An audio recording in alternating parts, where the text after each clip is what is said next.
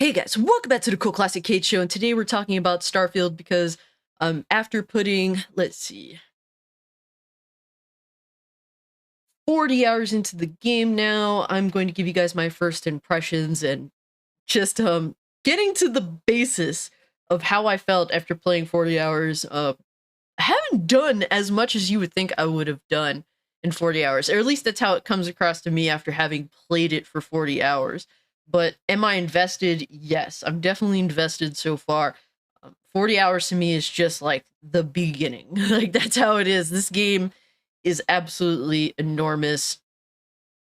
And really, I'm still like trying to figure out if it's a good game or not. Mind you, I've played a lot of Bethesda games, particularly their open world RPGs in the past. I started with Oblivion. Since then, I've been through Fallout 3, Fallout 4, Fallout New Vegas, Skyrim. I even played a little bit of Fallout 76 on what you call it, Xbox Game Pass, or like a free weekend on Steam. I think I tried it on both, and yeah, not for me. I can say definitively speaking, at least from what I played so far, Starfield is certainly a better game than Fallout 76. That I can say for certain. So that's at least a plus. Now, where does it stack in comparison to all the other Bethesda open world RPGs I played? Can't really say yet. Haven't completed the story. I've been doing a mix of a lot of things. If it be some main quest content as well as side stuff. I've just been playing it at my own pace and doing what I feel like I want to do at the time. I'm not particularly gonna force myself to complete the game just because I have a YouTube channel. No, I'm just playing it at my own pace. Uh, and been thoroughly enjoying what I've been playing. The one thing I could definitely highlight that I'm happy with thus far is that I haven't encountered any insane bugs by any means. I haven't encountered any major issues in regards to bugs, glitches, and whatnot, and I appreciate that. That's a highlight for a Bethesda open world RPG because usually that isn't the case. So the fact that I haven't personally come across anything noteworthy is shocking to me.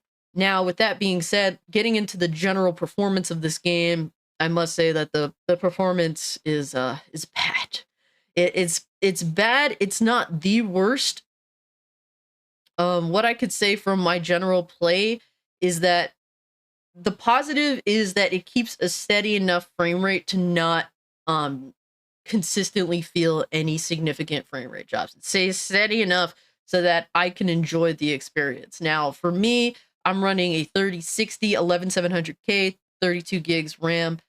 My PC is naturally GPU bottlenecked. That's just how my PC is, and my GPU's definitely feeling it in this game. I wish that I did have a bit of a beefier GPU to handle this game.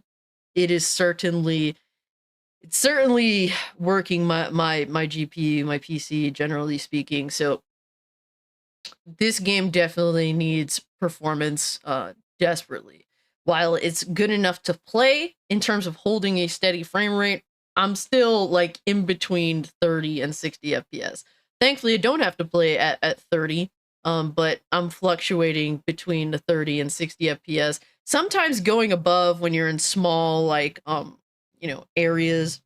You go into condensed areas, so that's a plus. But yes, the frame rate, the performance is all over the place. There's clearly a lot of inconsistency going on here. Some of it's obviously explainable depending on the situation where you're at, but some of it also is because this game is not very well optimized. They really need to work on that. And the fact that there is no DLSS support is despicable in my personal opinion. This is a 2023 game. It deserves 2023 settings, and the settings menu is absolutely abysmal. It does not really offer very much. Putting the game on the lowest settings doesn't necessarily give you any significant performance increase. You might as well just scale the game to whatever your PC can handle and just go about it from there, because putting it on the lowest settings does not equate to the performance that you would hope to get by doing that. So that's how I come about the performance on my PC personally.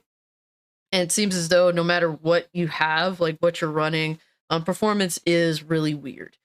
some people do have, workhorse PCs that can pretty much, brute force a lot of the BS that's going on in the game, which is good. But even then, there's still inconsistencies. But that is performance, leaves more to be desired. If you're running something lower than me, I don't know how you're going to handle it.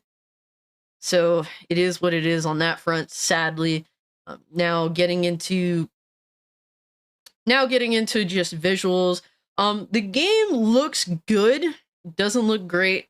It doesn't look necessarily next gen. Personally, I think the Outer Worlds is a better looking game than this, and I beat the Outer Worlds, and I guess that's the most comparable, like the thing I compare it to in my mind the most. This game is a lot more like Outer Worlds than people were thinking it was going to be, especially from the exploration route. Um, to me, exploration in this game, at first I was sort of disappointed because like the way the game is, you kind of just fast travel across the galaxy in your ship. And yes, you can fly around in space, but it seems to be the normal just, fast travel around in your ship. And at first that was disappointing to me when I went through the tutorial for that, and that's kind of just where you're at with how you get around.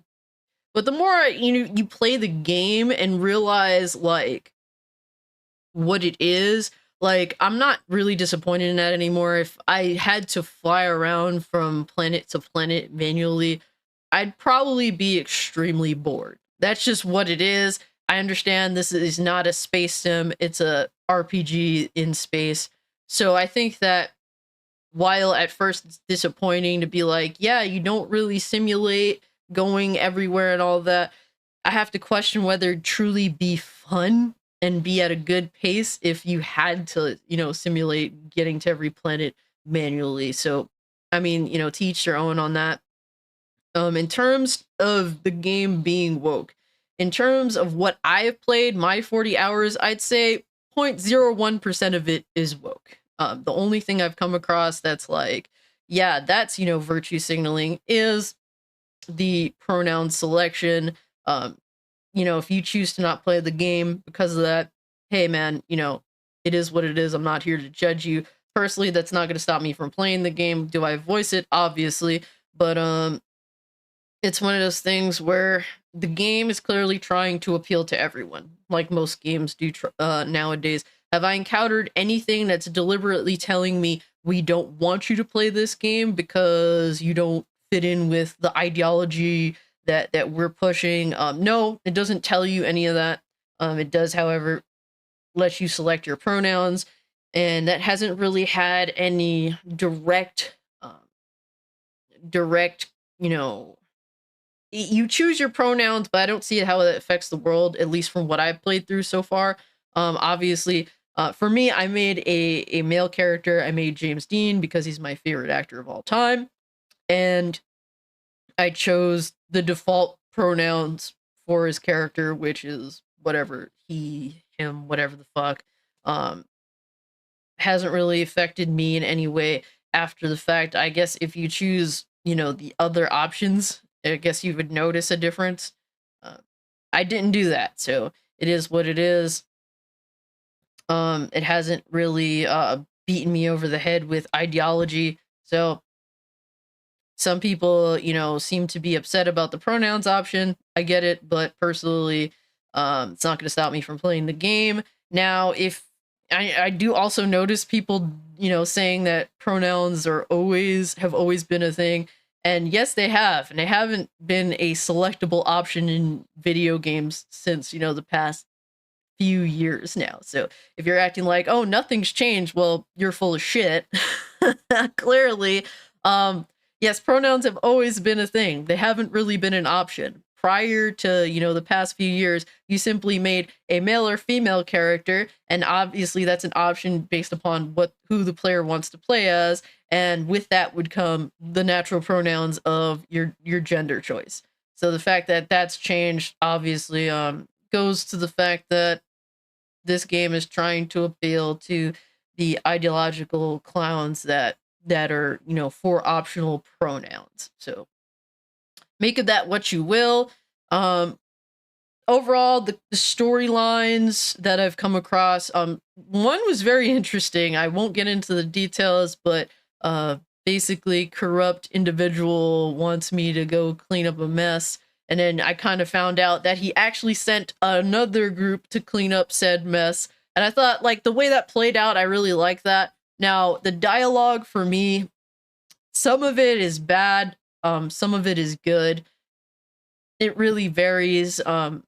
Seem to feel like a lot of these NPC characters have a hard time feeling human when they're supposed to be, particularly in like particularly in dialogue options where you're trying to get personal with them. It feels very poorly written and not very convincing, at least, with the few dialogue options I've come across with that.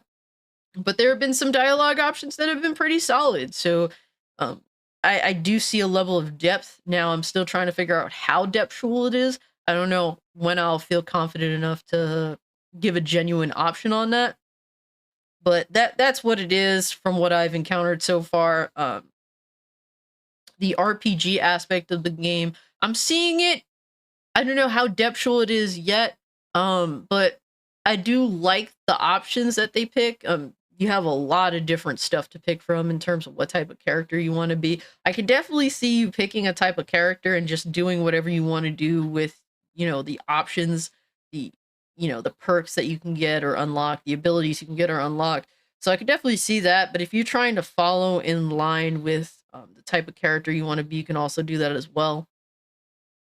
Overall, I like the RPG aspect so far. Um, it's I don't know. Overall, I'm just happy what's been displayed. I'm still getting into it. Like I said, I don't feel like I've done much despite having put 40 hours into the game.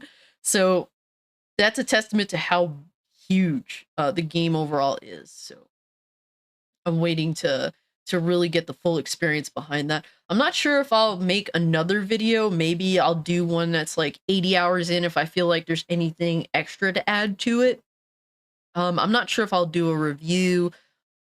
Like I said, it's up in the air. It's mostly what you guys would want. If you guys would appreciate that, I'll try to put into consideration for what you guys would like. But overall, I like Starfield. Do I like it so far as much as I like the Outer Worlds? Genuinely speaking, no. I like the Outer Worlds more because it feels more to the point, which I appreciated. It was a very condensed RPG that had what I needed in terms of the RPG aspect. Now, with the gunplay, I must say, the gunplay in Starfield is a lot better than the Outer Worlds. It's a lot better than Fallout 4. The gunplay is the best that it's ever been for a Bethesda open world RPG that has guns. So that's really cool. I do like that addition. The exploration, it like exploring these planets feels barren. Can I go find other places to go, explore? Definitely. There's definitely places to go on every planet that I've landed on. So that's cool. But it does feel on the barren side. Do I expect every planet to have like a giant city? No, obviously not. But it's worth noting it feels barren, but I guess an understandable barren. Whether I like that or not, I have to see for the long haul. Overall, I'm pretty indifferent to it thus far. But yeah, I mean, overall, I'm just liking what I'm playing. I'm not in love with it. I'm not hating it. Am I addicted to it? Yes, because I want to see how far this goes. But then again, I like, kind of living in a Bethesda open world. Like that's always been something that has been naturally addictive to me. I could sink in like 5+ hours and not even realize I spent 5+ hours, sort of deal. So overall, that's cool. I haven't put any mods in the game yet. I was kind of hoping. I mean, I tried to mod DLSS into the game. That didn't go so well, unfortunately. I'm good with basic, basic, easy to install mods. But like, once things get a little sophisticated, I'm a little bit of an idiot. So, admittedly, so it's just a shame that DLSS couldn't have been in the game by Bethesda themselves. Once again, that's definitely a huge disappointment, especially since the game's performance has been the worst part of it thus far. But yeah, guys, let me know what you think about this. Definitely trying to get this video out before Thursday. Guys, we'll have my live stream Thursday where we enter the Twilight Zone. There's a lot of hilarious things to talk about. We're going to have a lot of fun. So if if you're into all of this, to talk about obviously Starfield, all types of other stuff, definitely join me in the live streams, man. They're a lot of fun. I love to talk to you guys and have fun. YouTube is apparently making some sort of crazy changes to ads. I don't know what's going on anymore, guys. But if you want to talk to me, don't want to be bombarded by ads and nonsense, hit me up on Kick, man. Follow me on Kick. Kick is awesome. I will be streaming sometime this week, probably on Friday. So come hang out with me there. Trying to get to 200 followers, so any assistance that you can provide is very much appreciated. And overall, don't know what's happening with YouTube, but it's always weird. It's always effing me over, so it is what it is on that front. Let me know what you guys think about Starfield thus far. It just launched yesterday for, pretty much everyone on the Game Pass, and if you just want a standard copy of the game. And yeah, guys, follow me over on Twitter or Kick if you'd like to continue the conversation. I will continue playing Starfield because I'm actually genuinely enjoying it for what it is. And I'll keep you guys updated. And guys, with all that being said, I am out. Peace.